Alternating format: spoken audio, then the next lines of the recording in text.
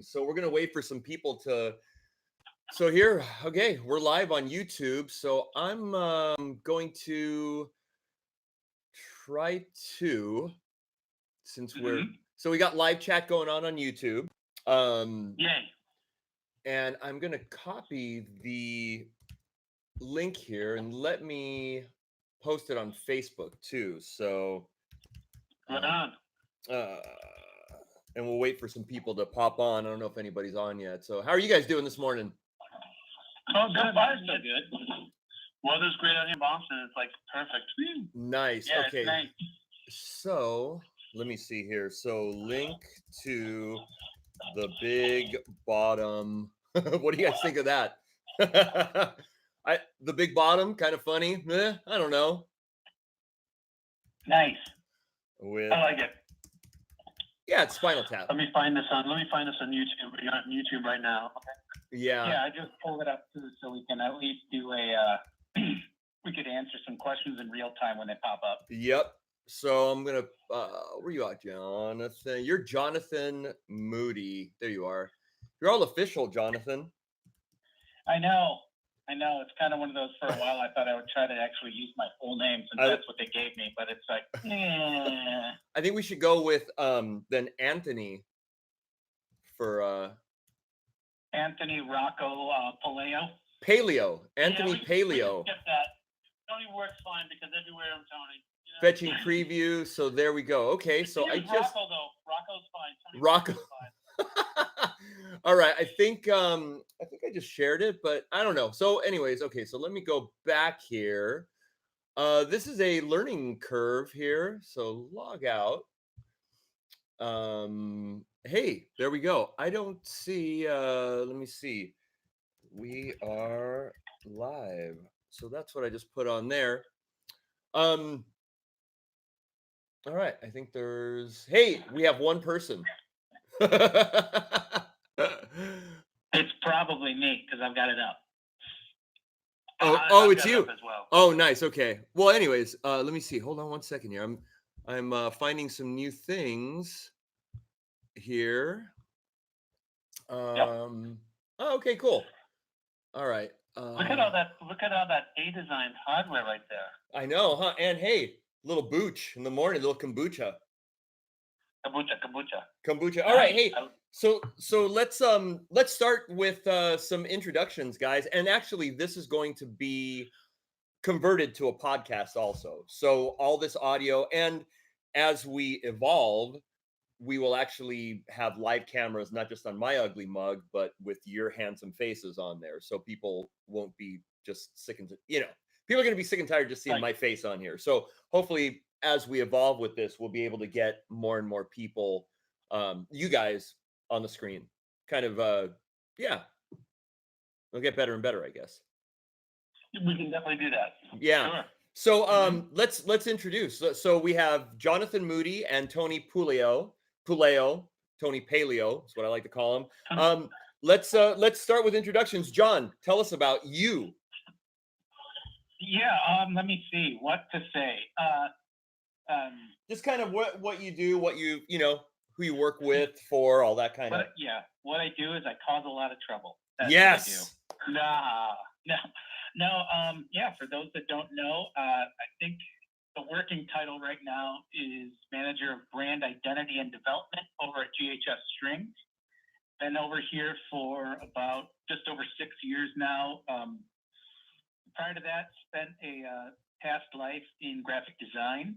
Cool. And but have been, been a working musician since I was 16. No kidding. For basically whoever gave me money first. Very cool. All right.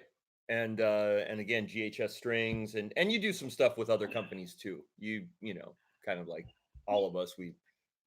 Yeah, I mean, I do some consulting for some other smaller companies and things, get them content and stuff. I actually, as a working musician, I do have endorsements of my own. Cool. And then also, I mean, it's just you do what you can to try to keep the community around.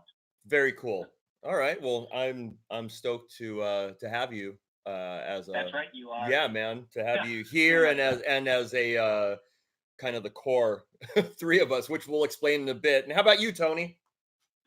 So Tony Puleo here, professional theater musician and contract side guy. So, I've worked with Blue Man Group and Holly Simon and a handful of, basically whoever needs me type of thing. We all three of us have done it. Like, where's the next paycheck coming from? So, I work with a couple of different things. I got my own little fusion, kind of funk fusion trio going on again right now. And, I play with the Hearst Gardner Project on occasion. And, I've always got a couple of things in the works. So, cool. So I'm still currently working all the time. And with Blue Man Group quite a bit too, right? Okay. Yeah. Hey, can you guys check to see if you can hear audio talking? Can you guys hear, like on YouTube, if you're watching the streaming, or if somebody's out there, can you just kind of give us a thumbs up that you can hear all the audio? You can hear Tony and John and myself. I just want to make sure everything's working here, since this is our maiden voyage. 1, 2, check. Are you check? Yeah. Can yeah, I guess we'll just keep going. It looks like I'm getting signal on here. Yeah, I just pulled up the speakers on the feed I'm watching, and it's got a little latency, so that's why I've got it muted. But you can hear everything. Okay, fine. Perfect. Yeah. So I just checked on my end too, and it's fine as well. Okay, cool. I'm still figuring out the signal path, the signal chain. So I'm going through my little camera there, and then I'm using the little Apogee mic here as my pickup, so that I have a better sound. The proximity is a little better. So, and I just wanted to know if I needed to kind of goose it up a little bit or not. So, and then I have you guys coming through a little boombox right there, little Bluetooth thing. So it's very primitive at the moment. Yeah, I'd just like to chat with everybody for a moment. Yes. Just to share with the audience and whoever hears this. Just so you know, it's kind of like how I originally first met Steve. Was just through Bass Geekery, and then now we went, and this is probably, I don't know how many years ago, man. 5, 6 years ago, yeah, I think so. 5, 6, 6, maybe. Yeah. And then, Steve and I would have these geeky conversations, and then Jonathan Moody, who's been buddies with us, he's kind of joined the fold, and now the three of us have this running tech message that we're all seeing, and it's just Bass Geekery at another level, really. Yeah, I'm trying to. Yeah, and then this is our way of sharing it with other people, those who might be interested. And now we're kind of expanding this to industry-based conversations as well, not just necessarily bass, but different things in the industry, different aspects. And if you can, I don't know if you can see this, how we can see this, but all this is running text, pictures, and basically these two guys are kind of we've become kind of for me at least, it's a sounding board for if I try something new or I'm interested in a piece of gear. All I do is ping them, and all of a sudden I have an answer. Like, one of them has probably tried it or knows somebody that has it. So it's kind of nice to have that, the trio. We're at least 1 degree of separation on trying any piece of gear, and 1 degree of separation of knowing someone in the industry, I guess, right? Kind of thing. So, which is kind of cool. And we just geek out on gear all the time, which is pretty fun. And that's how this started. Yeah, and the conversations are going and going and going. I think one of us jokingly said our text message should just be in a blog somewhere. Yeah. I believe that was you, but it might have been me. Yeah. I think it was Tony. I remember thinking that. Yeah. Yeah. And okay, so let's talk. So I'm Steve Araujo. I run the Bass Hang. And I work for a few different companies. Currently, I'm doing quite a bit with G&L, which is amazing. And I really wanted to talk to these guys in the audience about the incredible. So CLF Research is the company that Leo Fender founded after he sold Fender to CBS, and he was still. This is Leo Fender's way of having a company where he was still making stuff for himself and future companies such as Music Man, such as G&L. And Jon Moody working for GHS, you were going through some old documents. I'm getting to the strings that you're making that are Leo Fender spec strings, which is amazing. Mm-hmm. And you found some paperwork that said CLF. Yeah. I mean, it's no secret that a lot of people have said for many years that as many different string brands are out there, there's really a very small core group of actual string winding companies. Yeah. And GHS is one of those companies. And honestly, until probably GHS was founded in '64, for those who don't know, but probably until '78, we didn't really push the GHS branded strings as much as the private label OEM stuff. Oh, wow. That's not to say we didn't have it, but we didn't really make that the focus, I guess. But yeah, so I mean, I was trying to look in because as with probably many companies like this, no one really gets put to the historian role. Okay. Kind of thing. So I was starting to look through because I wanted to find some dates for when some strings came out. Specifically, I wanted to know when Boomers came out. Sure. Because I figured, thinking as a marketing person, also thinking somebody that's starting to plan for NAMM next year, it would be really cool at some point to have a 50th anniversary of Boomers thing, if we hadn't missed it. Yeah. That kind of thing. And as it turns out, no, we didn't. Nice. But in looking at that, I turned through this part number book, and it's just basically a catalog of the part numbers for all the strings we make for us and for everybody else. Okay. Along those lines, as you said, Steve, I found some strings that just said CLF down under who they were for, and immediately it's like, okay, yeah, we made those for Leo Fender. So that wasn't a surprise. The surprise was looking to the left of that, and in the notes, actually finding the actual recipes for the strings. Wow, that's awesome. Yeah, because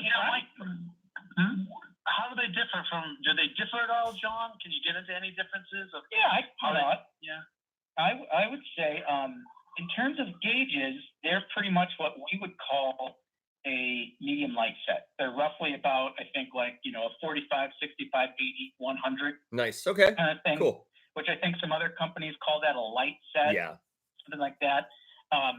So it's that kind of a thing. But they would be pretty. I would say they're cousins to bass boomers. Okay.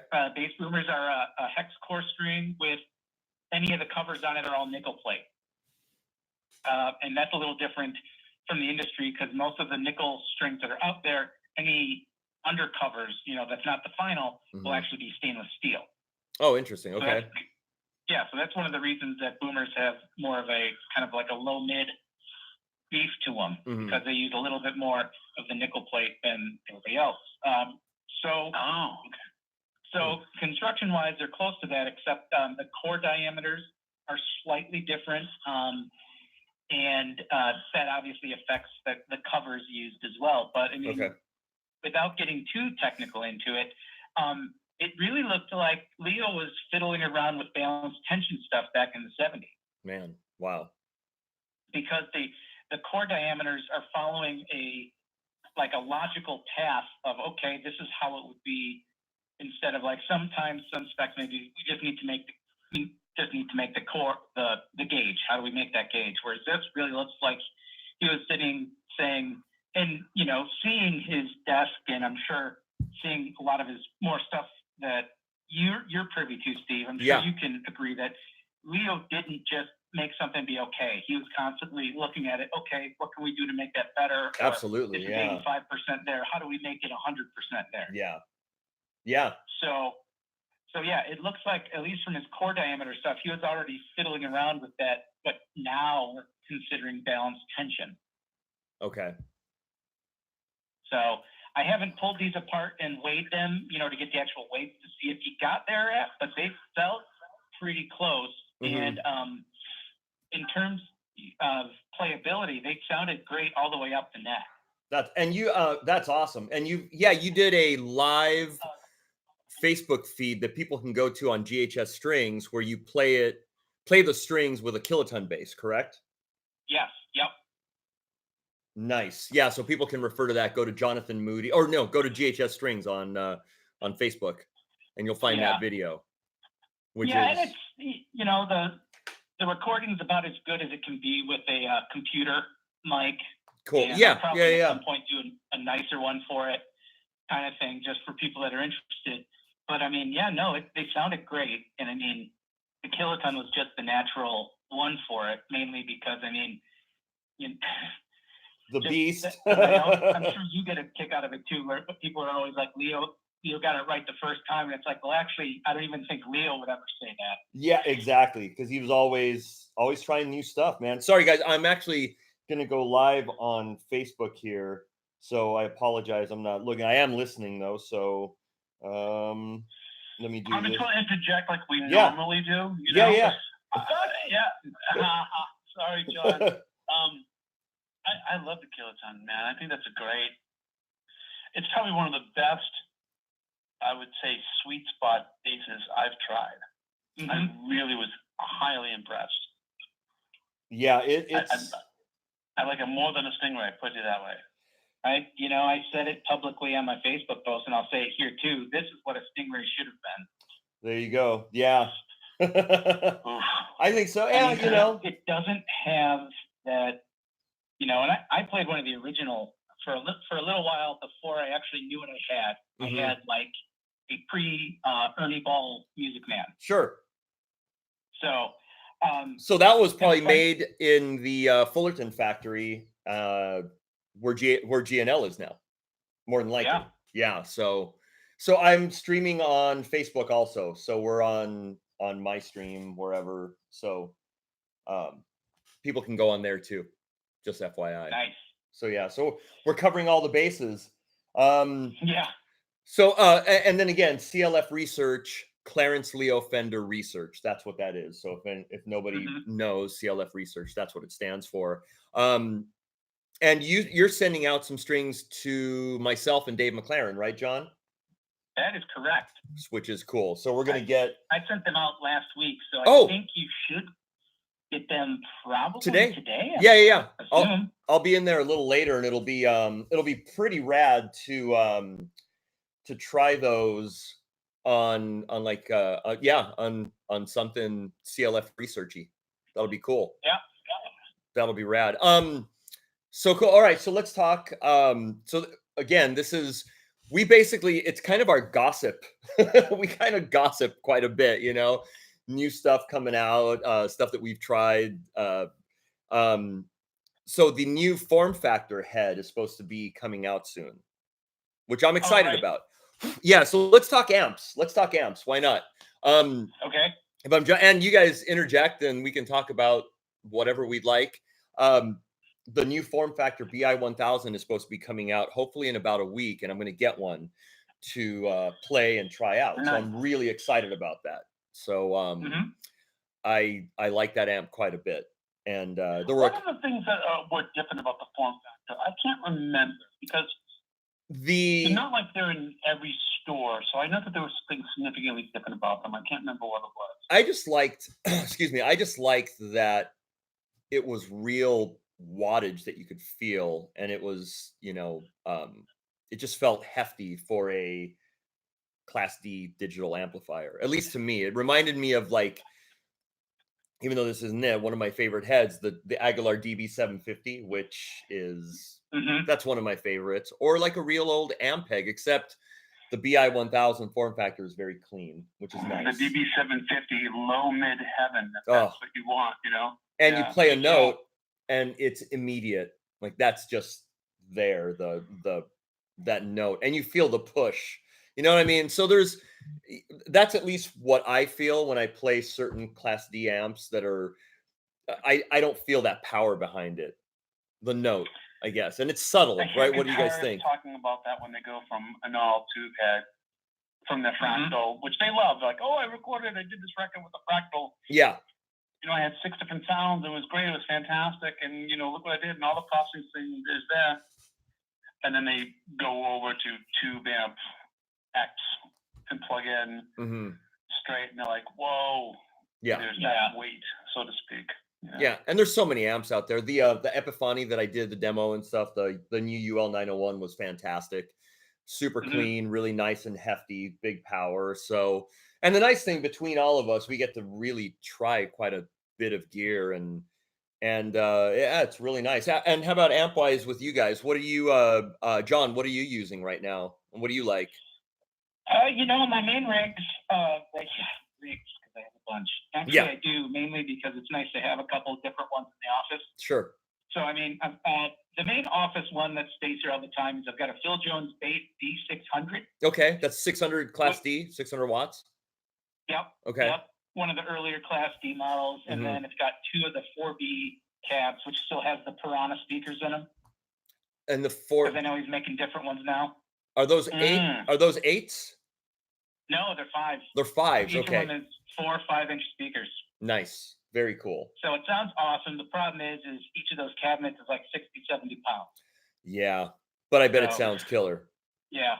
The main one at home is Aguilar. I've got either the Tonehammer 500 or the AG 700. Nice. And then I've got a pair of the SL 112 cabs.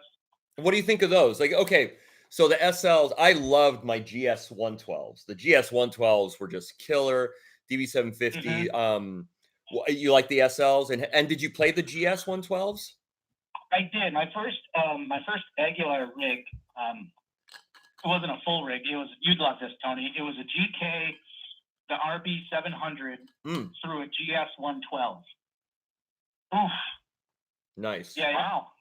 That was a sick amp setup. Interesting combination. Those GS 112s were hefty.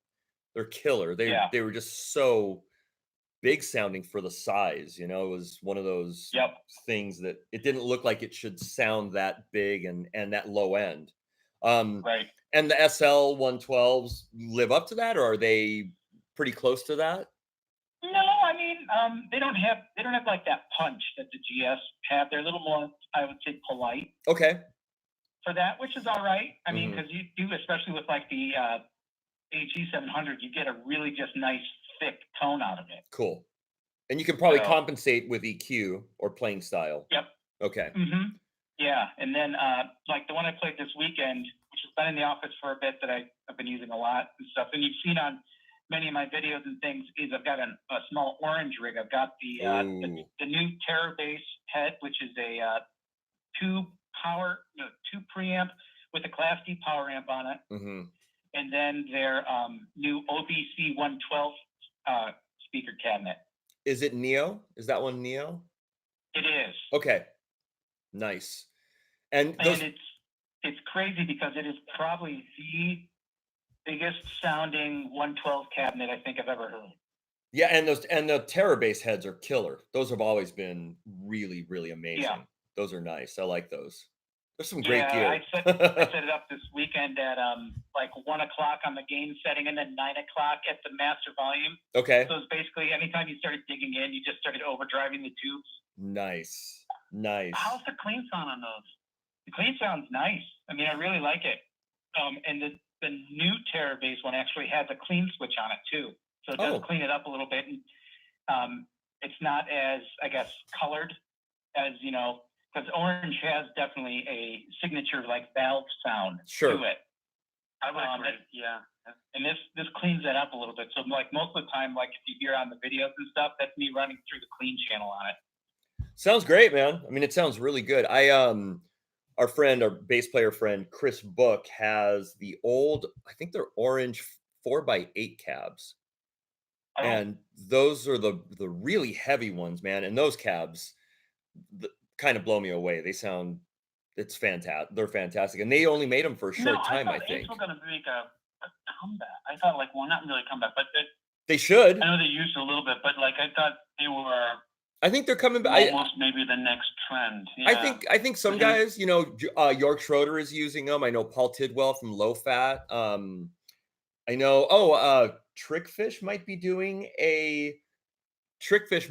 an 8 cab too, and there's some guys out there. Yeah, I think they're fantastic, man. And then obviously, I mean, Phil Jones has always experimented with different sizes. So I think there's a lot to be said for that. And I'm telling you, man, Chris Book's 4x8 cabs, I was blown away at how big they sounded. I mean, it was stupid. He's got 2 of them, and I think he only uses 1 cab most of the time because one 4x8 is it's crazy big sounding, huge. So I like 8s. They're really cool. You know, we should ask A-Rod. A-Rod, I signed to Trickfish this year. Oh yeah, Oh, that's right. Yeah, I He just just- saw that. He got some stuff, Yeah. didn't he? I think he A-Rod's got- the Trickfish guy. I think he got the Bullhead 1K, the 1000 watt head, and I think he got 2 112s. See how this is gossipy? We're gossiping. This is what we do. Right. Well, you know, we talked about keeping it this way, right? Yeah. Oh yeah. Okay. Sometimes, Yeah.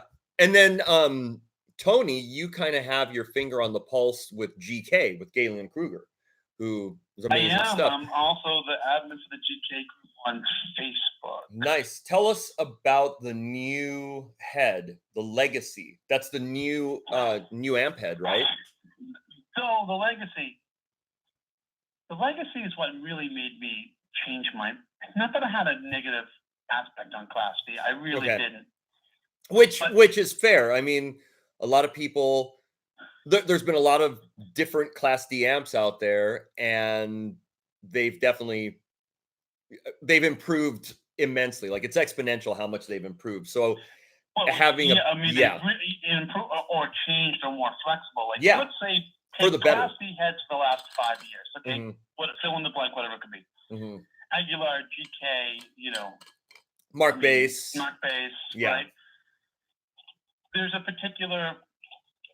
I don't want to say there's a sound because all 3 of those companies I just mentioned sound different. Yeah. But there's a weight to it, like you were mentioning earlier, and then go plug into a Mesa Boogie Bass 400. Well, that weight's going to sound Yeah. completely different. Completely different. It's going to have some heft and realness to the it's note, I guess. Real heft. Yeah. And it's not better or worse. It is what it is. It's like Mhm. me talking about going from a fractal to look. I just plugged into this old Mesa Boogie. Listen to this. There's a weight difference. And again, all this stuff is so subjective. So take it. It really kind of is. Yeah. It's just our opinion on it.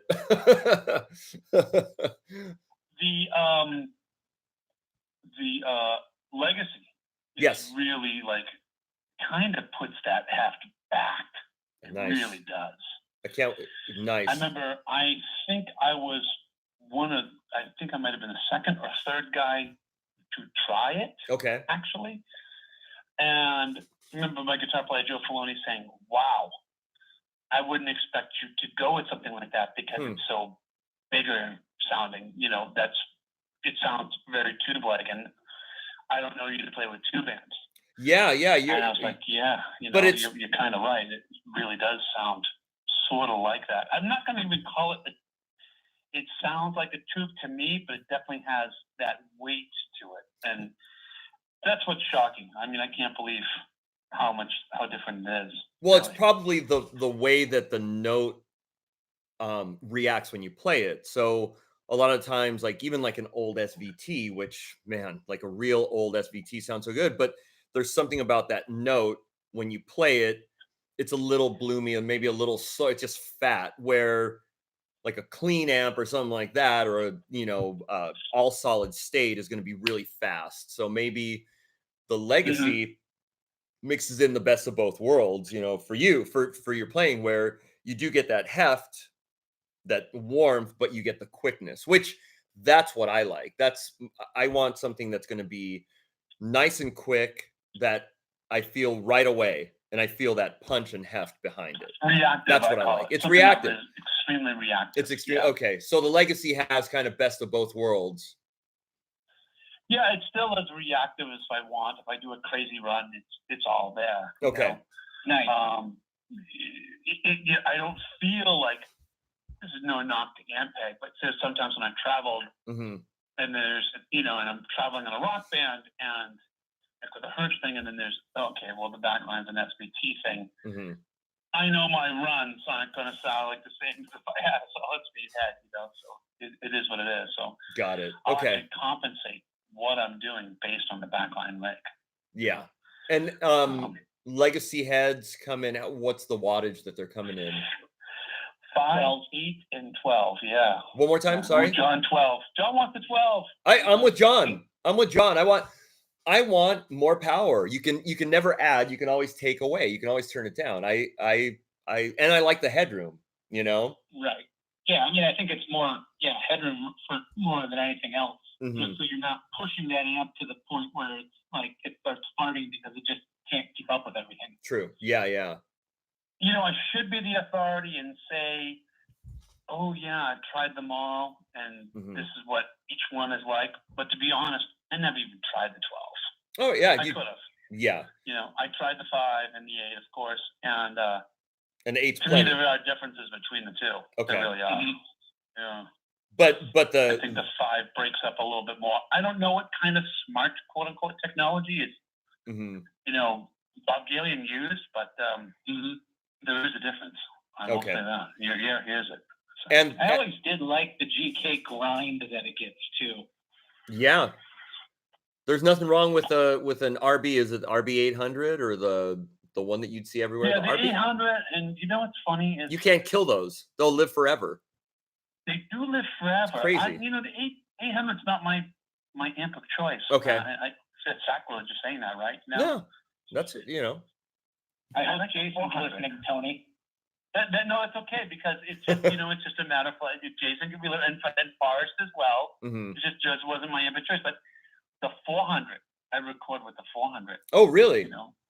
Yeah, I record with the 400. So, I don't want to get so far off track, but if we're keeping this open format, I've got a kind of a cool thing I do to record. Maybe I can share it. Yeah, tell us. I go into a clean DI that I can reamp first, just my bass, and then I go from there into my pedal board and out of the pedal board to a ready. This is an ideal situation. Right here, my own record, my own material. Here's the ready. If I'm working for somebody, I just bring the ready or whatever is available. I try to do just the ready and I keep it simple. But if it's my own material and I'm going to reamp, I go into like a radio JDV. Those are great. I'll rerun that JDV line in mix time, and I'll bring an amp wherever we're mixing, and I'll rerun it into a 400 RB into like a 112 or a 212 with like an RE20 or just a clean condenser mic, closer to the tweeter, but definitely not right on the tweeter, on the 12-inch, close to that. And man, that sound, killing. You really hear it. Nice. And then, so DI of choice, I mean, there's a few out there. I know, Tony, you mentioned the Ready, which is Home Run City, no matter what. Yeah. You have a couple of other ones that you really like? And we've geeked out on DIs, all three of us. Oh, dude, you and I kind of met, sort of geek out on jazz basses and DIs. I'm a Ready fan. First and foremost is the Ready, but for reamping, I like the Radio JDB. Can't go wrong. Jensen Transformer. John, what are you using, John, right now? Yeah, John. I'm not that picky on DI stuff. I mean, the one that I use actually is for my ampless stuff is the Pigtronics Bass Station. And it's it's got their bass compressor on there. It's got a boost and an effects loop and a DI. So I mean, I use that for everything, and that just kind of controls. And it gives a great signal. Sure. No coloration at all, from what I can tell. Okay. And having the compressor right there is great. Makes Soundman happy. Nice. And never any issues with levels. Just give it to them, and it works. Yeah, I mean, nice. The compressor's got a level on it, and that will control the DI. Cool. So I mean, I usually have it there, so I try to turn it down at least a little bit more, so they've got a little bit more room on it. Okay. That's where Steve and I differ a little bit. Compression land. Yeah. See, so the nice thing is the pretty incredible thing is between the three of us, we have just, it's so distinct styles and playing, which is amazing because the three of us can really, I don't know, almost be, we bounce ideas off each other, and instead of having, we really did. I mean, we're the not only yes thing men. We're missing is like an uber fretless Motown type of guy, you know? Yeah. Like we've gotten three, or like a uber tap guy, you know? But yeah, we basically have some of the pseudo stereotypes in Baseland in this little clique. Yeah.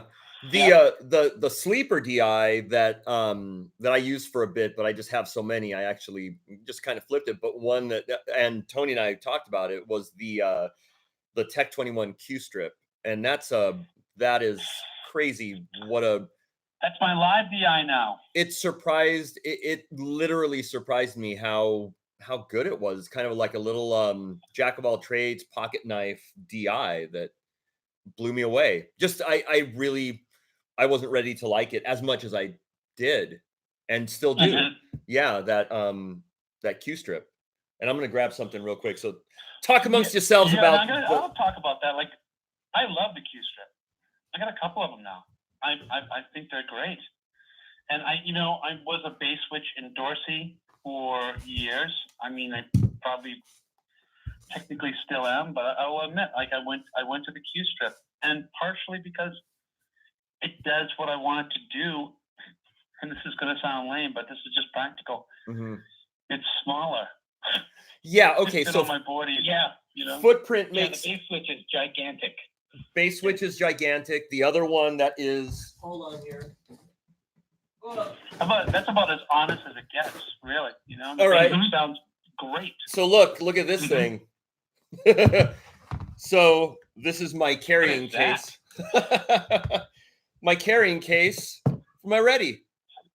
Oh. So and I love it, but I have a Pelican case for my travel Ready. But that makes a difference, is convenience. So the Q strip is small, it's convenient,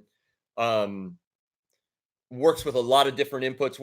It has a mega ohm input, right? It has a pad where you can use an acoustic guitar, acoustic bass, and compensates for that piezo, that, larger, higher ohm output that they have. So and routing wise, the Q strip has amazing routing. You can use it for a lot of different things, applications, I'm trying to say, right?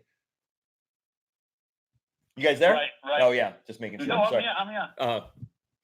I've got the sound going in my headphones, and there might be like a little delay going on. I'm trying to put my headphones away here. I'm gonna just shut this, mute this. Oh, it's all right. So as you can see back here, I have some other DIs.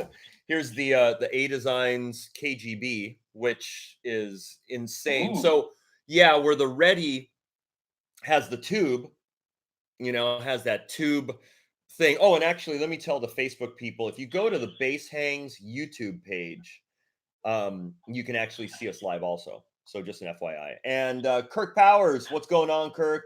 We will definitely call this week. He says he has to call. So anyways, you're watching. So log on to YouTube, and actually you can see a bigger picture and see what I'm talking about. So sorry, back the to KGB. Can I interject on KGB for a moment? Yes, please do. Yeah. And this is the KGB. That thing is an absolute sleeper. I do not know why they're not more popular. Yeah, the KGB 1 TF. So that's it right there. It is a sleeper for sure. Footprint is nice and small. I didn't use it for bass. I mean, I've used it for bass. Mm-hmm. I'm really liking it right now. What's that? I've done some demo work with it in my industrial project for guitar. Actually. Oh no, it's fantastic for guitar, for anything. I had actually my old roommate who does a ton of recording engineering used it with guitar and was completely blown away. Just blown away. Pete Montesi is and always has made some of the best stuff, man. I mean, it's how you see the Ready everywhere, and there's a reason for it. It just sounds fantastic. So there's just a lot of them. I'm seeing some crying and some angry emojis going through. So from where? From where? On Facebook? Yeah, on the live, yeah. Oh, there's some sad ones. Oh well, too bad. Oopsie. Don't care. Too bad. So, okay. No, So, I used the KGB like direct out of a Black Star. what? Well, not on bass, but guitar. Yeah. Right? The Black Star guitar right amps. out of so there's some direct components on the Black Star. Okay. And went right into the KGB, and boy, killer. Major upgrade. Nice. Just so much thicker. So again, all of this is subjective. I mean, honestly, get a Sans amp, bass driver DI, which is another incredible. It is subjective, yeah. In my opinion.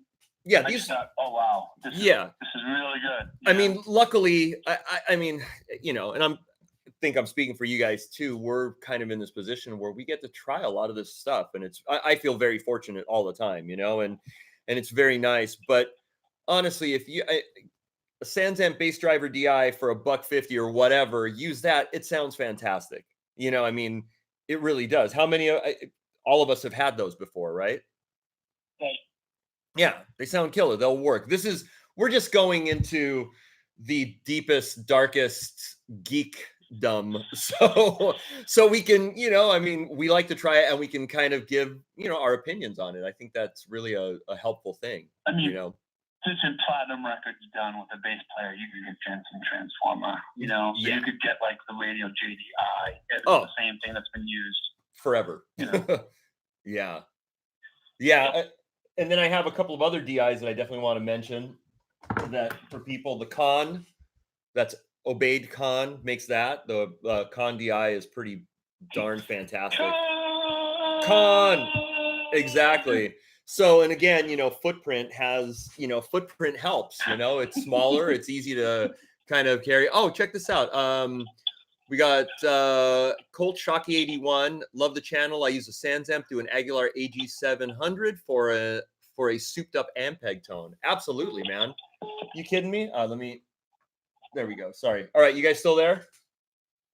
Mm-hmm. Yeah, of course. Yeah. All right. So yeah, on the YouTube channel, we got our first comment, guys, after 40 minutes. Wow. Or no, that's our third. I put one. Tony put one. Okay, so again, Colt Shocky, love the channel. I use a Sans amp through an Aguilar AG700 for a souped up Ampeg tone. What say you guys to that? That makes sense to me. Yeah. There's something I use to get, which I haven't had to use it lately, but there's something that I use to get an Ampeg tone out of any of my TKs is the Dark Glass vintage micro tubes. Yeah. Right? Mm-hmm.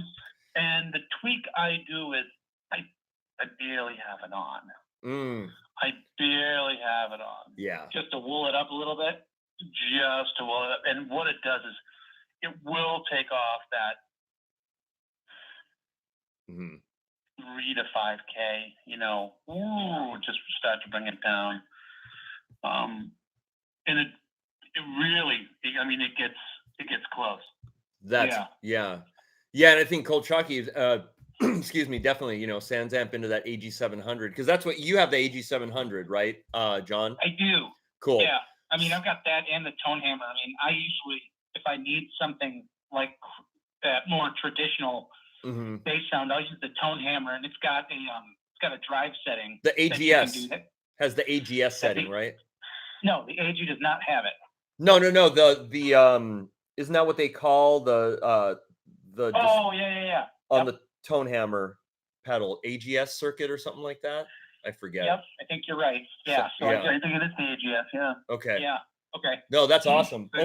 And then I gotta give a huge big shout to that the Starlifter, Kerry Nordstrand.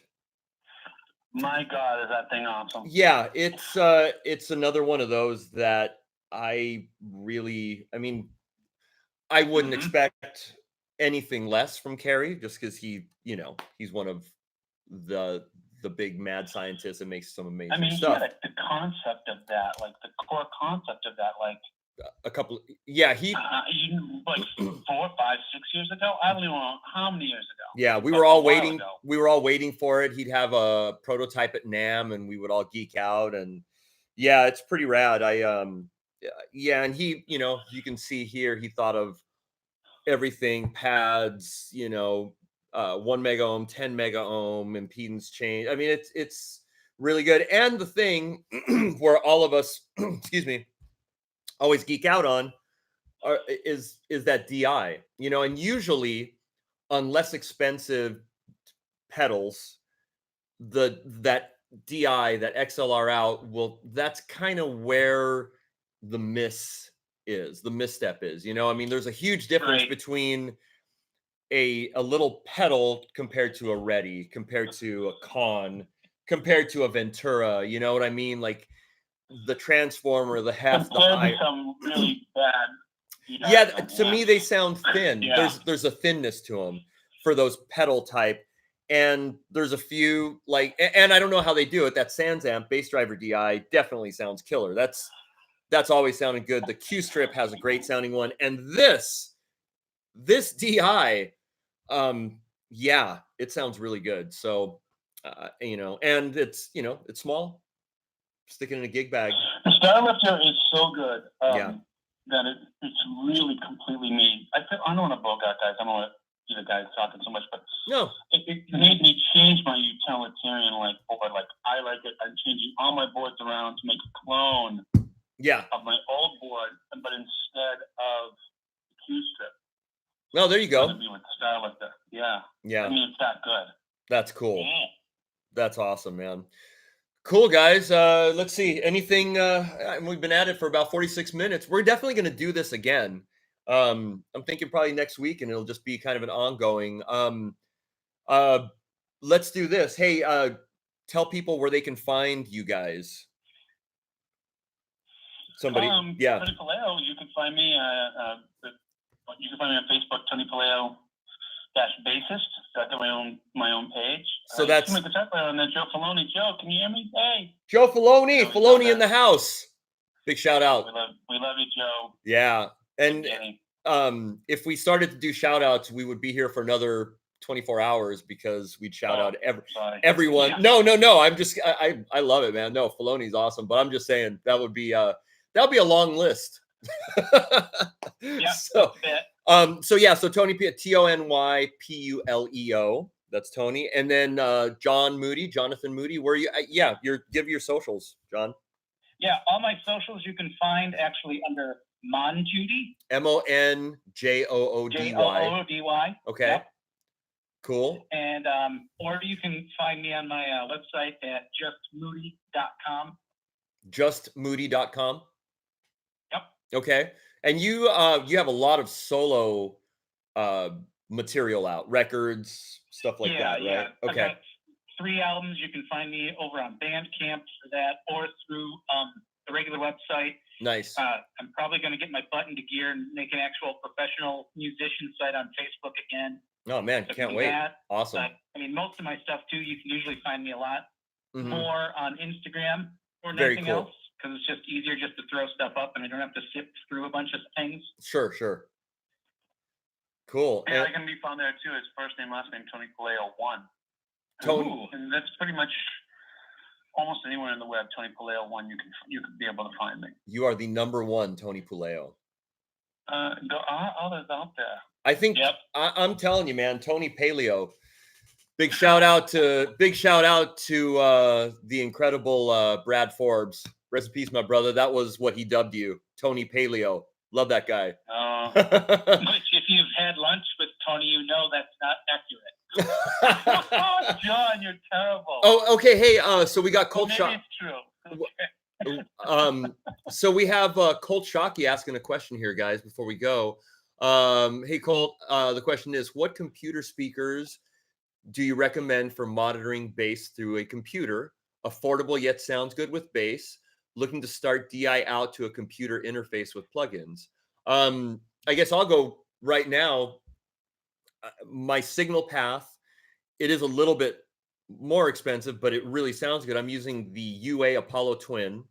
I had the Apogee Duet, which I thought was killer too. And there's other interfaces. So let's talk interfaces first. So the Apollo Twin is about, let's say, $1,000, somewhere around there. And I have the Duo. and I have some of the plugins. I think it's fantastic. That's $1,000. How about you guys? Interface. Let's talk maybe a little less expensive interface. What do you guys recommend to Colt Shockey? Oh man, I should know this because I just bought one. Oh yeah, what'd you see what I did? Yeah, which one did you? Model. I think it's the Steinberg model. It's a 2-channel. But the thing I liked about it was because both channels had Neve transformers on it. Oh, and it's a Steinberg. Which one? I'm gonna write back to him. Do you know which model? No, I'm actually frantically looking at this right now. If anyone's hearing this, I went through like on and off about over a year, different studio things while I'm building up at home, and just want to take in something into consideration. Yeah. Just don't go with something that, this sounds good and clean and nice, and it's inexpensive, so I'm going to go with this. Sure. Like, always take in consideration, and I'm no engineer, but believe me, I'll openly admit that I'm a musician first and a dabbler at best second. Know what your DAW is. Make sure that what you have, because it's really one cycle.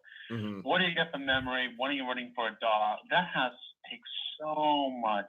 It's not just, hey, this is a great interface. Well, hey, if you're running that great interface with just Pro Tools and you only have 8 gigs or something like that, a memory, and it's a Windows machine too. It's not a Mac, and you're trying to save money. Take that all in consideration, because some things, even though they're quote unquote better, might not work. You got to take the whole system into consideration. Yeah, and we could go on for for hours. Yeah. So Colt Shockey 81. So a DAW digital audio workstation. I think Tony, you're referring to what's your computer? What are you using? Are you what's your hardware? What's your DAW? And then what's your firepower? So you got to take all of these components into consideration, because I know I went through this. Yeah. So Jon Moody, he just wrote back the URRT2 audio interface, 2 channels with Neve transformers. How much was that, John? Like street price, like map or whatever? I think it was. About $350. Okay, so that's nice. $350, not that much. Affordable. Yeah, and it was. Yeah, like Tony said, I spent a little time making sure that what he was doing, it wouldn't be like taxing my system or anything like that. So. It's not taxing your CPU. And then, so plug-in wise, obviously the Universal Audio has their plugins that's in this unit, but I think what Colt Shockey will be using would be whatever his recording. So let's talk. So 2 things. Sorry. Let's see. Colt Shockey, awesome. Thank you for the great work. Thanks, Colt. Appreciate it. I have the PreSonus. These are rather inexpensive. These are just PreSonus powered monitors. I love them. They sound great. They're super neutral. They're not hyped in any way. I also use the Audio-Technica. I think these are the ATH50s, I think, the headphones. So you can monitor with headphones or with that, and I think you'll be good. As long as your signal path love the ATH M50s, man. Yeah, they're the best. They're killer. They're great. They sound awesome. And sorry, I wanted to answer his question. I think, So, as a recording, so like Pro Tools, there's Logic. If you're looking for something inexpensive that works killer, try Reaper, REAPER. It is dual platform, works on Mac, works on PC. It's inexpensive. It's super lightweight. And I think it does come in with some plugins. It actually also will work with VST plugins if you buy a different place. So it's fantastic. So if you're looking for something inexpensive to just kind of get into it or try some different stuff, Reaper is amazing. I use Logic. I love Logic. It's a little bit more, but I think with that stuff, you'd be set to record some good stuff. And again, remember, people, all this, I always go with poop in, poop out, shit in, shit out. If you put crap in, you're going to get crap out.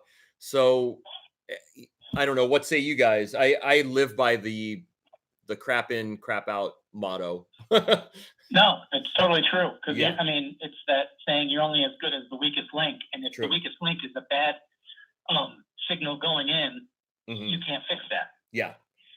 Yeah. And also you can have a $10,000 Federa or a $200 Squire, and you're going to play, but it's going to sound literally, you're going to be playing the same thing on both of those bases. So if it's poop in, it's going to be poop out. If it's good in, it's going to be good out. I'm old school. I like to commit to, I know a lot of guys don't like to do this, a lot of engineers cringe, but I commit to going in when I'm recording DI with compression. Okay. I like going in with compression. Like, I'm going to give this my representation of a signal. It's going in that way. And, I don't care what you have as we've got this plugin to do this afterwards. Sure. No. I'm going to feel better and feel cleaner and maybe play more accurate and with a more relaxed timing, because it's what I'm used to going in. So I like committing. You're printing wet. Sounds going in. You're printing it wet with your, okay, I get it. And you do a lot of recording, a lot of sessions.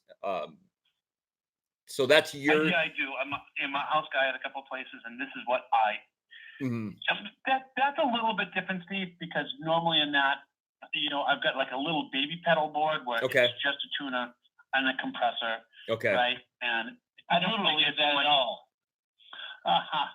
Wait, what's that, John? What's that? He said he doesn't believe me at all. John, how about you? Signal path when you're recording, you straight in, some effects. What do you feel? I just do straight in. Okay. I mean, most of my, even when I'm playing through an amp, live, everything is always just almost dead center. Okay. So I just try to start it that way. Got it. Yeah, I like clean, going in clean, and then if there's something else, put a little limiting on there or put something on the master bus out. Clean with compression into DI if it's normal playing for somebody, Got it. And that's usually, they don't want me wasting my time saying, well, let me, have a reamp line, and they want me to go as quickly as possible and give them something good. Got it.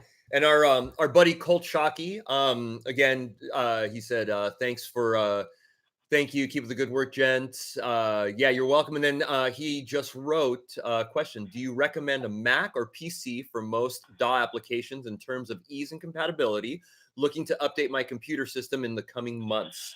What say you, gents, to Colt Shockey? And Colt, thanks for writing this, man. We really appreciate you listening and watching and all that stuff. So what do you guys think? I defer to John on this one. Yeah, John. I mean, the thing is, most of it now, it's so close in terms of hardware between the two. Ever since they went to the Intel chip years ago. Yeah.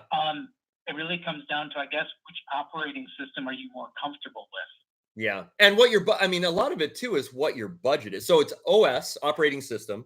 Are you more comfortable on a Windows or on a Mac? And budget for sure, because you can, for me, I love the Mac platform. I use both. I use PC and Mac, but I just like the platform. It's just easy. I'm super familiar with it. And I came from a PC world and I am familiar with that too. But for me, the Mac thing, and honestly, it depends on what your budget is. I really like what I'm using now. I'm using a Mac Mini. Now this Mac Mini has all the upgrades, but you can get into one for rather not too much. A Mac Mini that's like an i5 processor with 16 gigs of RAM, and then you have to buy a keyboard and you have to get a monitor, but around $1,000, you can get a good machine. I'm moving away from PC into Mac. Okay. So, and Tony, so you were PC, what did you have? And you can obviously, you can get like a Dell. So I was running into pre-production. To be honest, I'll admit this, and maybe I'm regurgitating the same stuff. I'm really not much of a recording guy myself as an engineer. I'm usually somewhere else. I remember when I knew. So I have a project right now that's like a little industrial thing that we're doing ourselves. That we're doing all the pre-production ourselves. We're doing everything, and working with a PC. I was like, I was running into glitches and so forth in Studio One. I'm like, all right, forget this. Mm-hmm. I'm revamping this fall into all Mac. I'm going all Mac. Okay. And so I know you can get, I'm just for Colt Chalky 81. I know when I was redoing my studio, I was looking at some PCs, and I know that, and there's no affiliation here or anything, but there's some Dell XPS desktops that you can buy for, $500, $600. And then obviously you have to get a monitor and you have to get a couple of other things. But I think right now is a great time to go with either platform. Just depends on what you're comfortable with and what your budget is. Just have as much RAM as possible. Much RAM, i5, i7 chipset, something like that. Something that's, I mean, and if you do go PC, strip that sucker down, restart it with just the bare bones. Don't have. I mean, I'm kind of digging the Thunderbolt 3. Yeah. How about John? What do you? I mean, we ran into latency issues. Really? And I'm only running Studio One, so yeah. And I remember the TFK and Flight stuff, like my last couple of bands that I was just in original stuff, releasing that stuff. Mm-hmm. We recorded everything ourselves. Scott Benny did everything. We recorded all the chord tracks and mixed and mastered elsewhere, of course, like everybody else. And Scott ran into, I was with Scott. We ran into some issues. I mean, we got a final product, but we ran into some issues and latency and software updates and like, forget this. Yeah. I think that if you're on a budget, I mean, you can be up and running for about $1,500 with a pretty monster setup. That's somewhere around there, with a nice new machine, decent interface, some, decent monitors, somewhere around there, or less, depends on what you have. But how about John, what are you using? Are you Mac or PC? Yeah, I'm a lot of that was a changeover from being in graphic design, because Macs for decades were the standard over there, and so I just kind of naturally stayed with that. I mean, for me, it's just the operating system now. I mean, I've got a PC at work that I'm on right now. Okay. So I mean, I use both regularly. It's just I prefer the ease of the Mac, and I mean, also with an iPhone, I can take photos and videos on this. Open up AirDrop or whatever, and it's automatically on the MacBook. That's what I do. So Colt, I would just kind of assess what your budget is and kind of go from there. And I think maybe the thing in the chain not to skimp on is maybe the computer. Get as much firepower as you can, right, because interfaces are rather inexpensive. You can get a decent, I mean, if you go with Reaper is amazing, and I think it's a free download, and I think it's, minimal to purchase, and then from there, Chris Cardone just went to Reaper. Dude, actually. Reaper is amazing. It's crazy how good it is, man. And and again, it's all digital realm, so poop in, poop out, man. I mean, that's the thing. So, and then firm and believe about that. Give the best signal you possibly can. Yeah, and our buddy Joe Filoni on Facebook, he said it should not ever be attempted to fix in the mix. You can't polish a turd, which I definitely agree, man. You can't. I mean, to a certain extent you can, but playing wise, I mean. Now, Joe has wonderful luck with PC. He's got some super powerful, huge, gigantic Alienware. And I think it has wings and a turbo engine. And it works great. And he makes great music with it. Yeah, so, absolutely. It is what it is. Yeah, and then again, there's the thing. It's what you make with it. I mean, poop in, poop out. You can't polish turd. And let's see. Rat Bones, hello all. What's up, Rat Bones? What's going on? So that's some good stuff there. And you can always back to Colt Chalky. You don't necessarily have to have monitors right away. You can always monitor with headphones. So I know that the Audio Technica is the the 50 or whatever, the ones that I have. There's so many good monitors now. Yeah. I mean, yeah. Really? Those PreSonus, the ones I have, I'm really happy with. They're great. And here's my Audio Technica. So you can always use, these are the ATH M50Xs. They're kind of, pseudo industry standard for not too much. Those are great to track with bass. That's all I use. Yeah. So I think Cole, you'll definitely be here we go. Let's see. Thanks for the advice. Thanks for what you do for the, oh man, you're so welcome. And I will check out Reaper. First time I heard of this platform. Yeah, check it out. It's kind of a sleeper thing that a lot of people, my buddy Matt Waldrum, he does a ton of recording, and he's PC and he's Reaper, and his stuff is some of the most fantastic sounding stuff that I've heard, and he does mixing on it. And again, there's another example of just, these are just tools. It's what you do with them. So you can literally make a killer record with a PC or with with a Mac. Doesn't matter. So